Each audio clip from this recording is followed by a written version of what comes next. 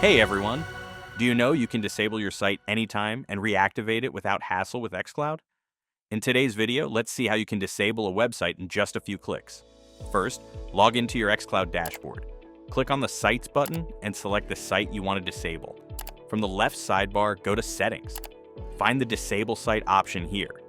Now all you have to do is toggle the Disable Site option to turn it on. You can also disable the cron jobs, HTML markup as well from your site. After that, click on the Save Settings button.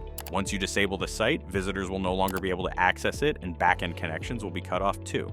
And a notice message will be shown that your site has been disabled. If you want to bring the site back online, just hit on the click here link shown on the disabled screen, or go back to the dashboard and toggle the option off.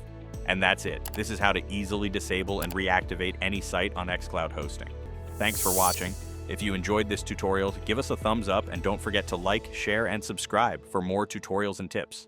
Happy hosting!